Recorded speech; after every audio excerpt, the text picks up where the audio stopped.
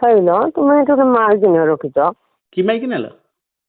ମୁଁ ଜାଣିପାରୁଛି ତୁମେ ସେଇଥିପାଇଁ 3-4 ବର୍ଷ ହେଲା ଘରକୁ ଆସୁନ, ମୋ ସାଙ୍ଗରେ ଭଲସେ କଥା ହଉନ, ମତେ ନବ କରୁନ। କଣ ହେଇଛି କହିବୁ ନା ଟିକେ?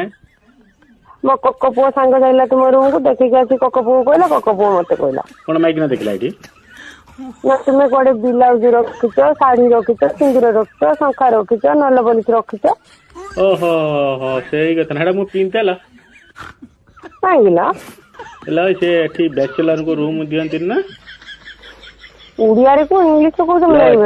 ଅଭଡାଙ୍କୁ କଣ କହନ୍ତି ଅଭଡାଙ୍କୁ ରୁମ ଦିଅନ୍ତିନି, ସେଇଥିପାଇଁ କାରଣ ମୁଁ ସେ ଜାଣିଛି ଯେ ଘର ମାଲିକ ଯେ ଜାଣିଛି ଯେ ମୁଁ ଏଠି ମାଇକିନା ସହ ରହୁଛି ବୋଲିକି, ଯେତେବେଳେ ମାସର ଥରେ ଆସେ ମୁଁ ତାକୁ ଦରମା ତା ଘର ଭଡାଟା ମୁଁ ତାକୁ ଦିଏ ତା ହାତର, ମୁଁ ସେଇଟା କୁହେ ଯେ ମୁଁ ସେଇଟା ପିନ୍ଧିକି ତାକୁ ଦିଏ, କୁହେ ଯେ ମୋ ପଇସା ନାହିଁ ବୋଲି।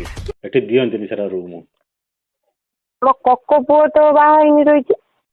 ସେ କେଠି ରହିଛି? ବାଙ୍ଗାଲୋରରେ। ମୁଁ କେଠି ରହିଛି? ବେଙ୍ଗଲୁରରେ। ଫେରେ ସେଟା ଅଲଗା ଏଟା ଅଲଗା, ତତେ କହୁଛି ନା। ଲାଭ କଣ ଲୁଚି ଏତେ ପାଠ ପଢିକି?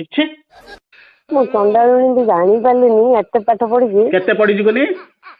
5ମ ପର୍ଯ୍ୟାୟ ପଢିଲି, କିନ୍ତୁ ଜାଣିପାରିଲିନି ବାଙ୍ଗାଲୋର କୋଉଠି, ବେଙ୍ଗଲୁରୁ କୋଉଠି, ଖାଲି ପର କଥାରେ ପଢିକି ତୁମକୁ ପଚାରିଲି। ସବୁବେଳେ ମତେ ସେଇଟା ଡାଉଟ କର, ଏତେ ପାଠ ପଢିଛି।